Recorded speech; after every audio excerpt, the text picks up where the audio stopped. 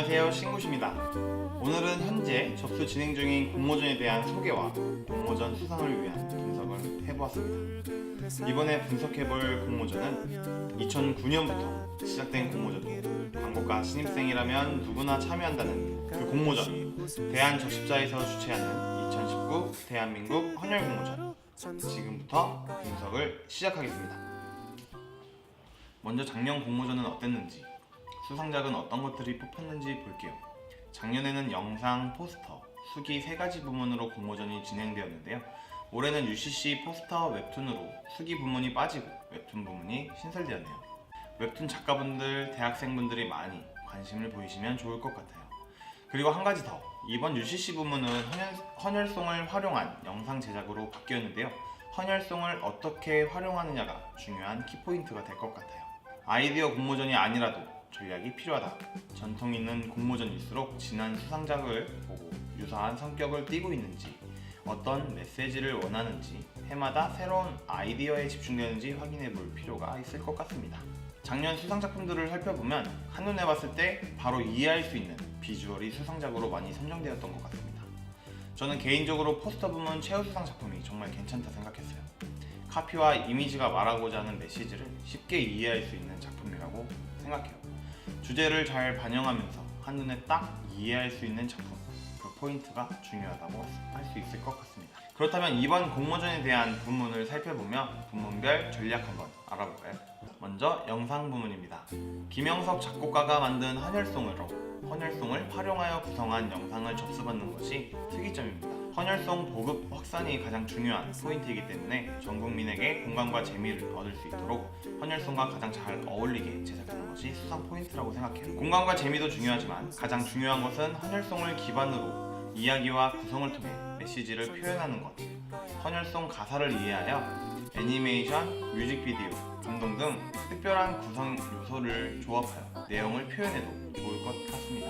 헌혈송은 홈페이지에서 확인 가능하니 따라 부르며 헌혈송 가사를 이해하고 어떻게 구성할지 깊이 생각해보는 것이 좋겠죠. 다음으로 포스터 부문. 포스터는 작년과 다르게 올해 주제가 바뀌었어요. 중장년층 헌혈 활성화. 아무래도 청년층에 비해 중장년층의 헌혈률이 낮아 이번 주제로 선정이 된 것 같아요. 그렇다면 우리나라는 외국과 다르게 중장년층의 헌혈 비율이 다른 연령층에 비해 저조하다는 배경을 이해하고 그 안에서 왜 저조할까를 생각하면 번뜩이는 아이디어를 찾을 수 있을 것 같아요. 또한 중장년층에게 헌혈을 유도할 수 있는 공감 메시지가 작품 안에 표현된다면 청년층과 다른 중장년층의 공감 소재를 활용하는 것, 작품을 표현할 때 중장년층의 참여 동료와 헌혈 활성화를 위한 의도가 녹아들 수 있도록 하는 것이 중요 포인트가 될 것 같아요. 짧은 시간 안에 뇌에 각인시킬 수 있도록 슬로건, 표현 요소 등이 잘 조합되었는지 공모전 꼭 검토해보세요. 또한 헌혈에 대한 다양한 캠페인과 광고 영상을 확인하는 것도 도움이 되실 겁니다. 마지막으로 웹툰.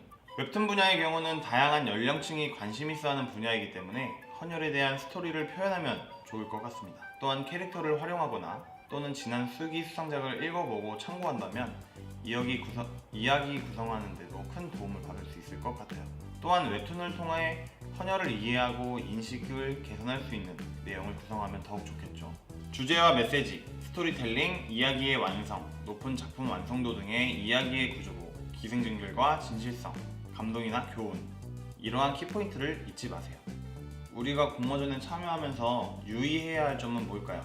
헌혈에 대한 정보는 생명과 직접적인 관련이 있기 때문에 애매모호한 것이 아닌 정확한 정보를 전달하는 것이 정말 중요한 요소입니다.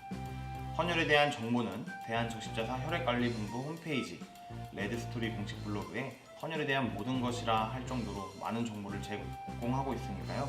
공모를 준비하기 전 꼭 방문해 보실 것을 추천드립니다. 그리고 마지막으로 이번 헌혈 공모전 담당자분께서 이렇게 말씀을 해주셨어요. 헌혈하면 떠오르는 것을 생각해보면 밴드, 혈액팩, 나눔과 같은 상징적인 것이 떠오를 것입니다. 상징적인 것을 잘 표현하는 것도 좋지만 헌혈이라는 것을 다른 시각으로 접근해보고 의미를 연결해보면 더욱 기발한 아이디어가 떠오르지 않을까요? 헌혈은 나눔의 시작, 생명을 살리는 고귀한 행동이며 생명을 구하는 유일한 수단이기도 합니다.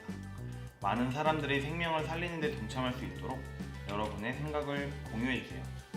헌혈은 사랑입니다. 이렇게 2019 대한민국 헌혈 공모전에 대해 분석해봤는데요. 도움이 많이 되셨나요? 많은 참가자들이 도전했던 공모전인 만큼 확실한 메시지를 작품에 담는 것이 중요할 것 같아요. 열심히 준비 잘하셔서 만족스러운 작품으로 좋은 결과 기대할게요. 그럼 나중에 또 다른 공모전 분석으로 다시 찾아올게요. 안녕.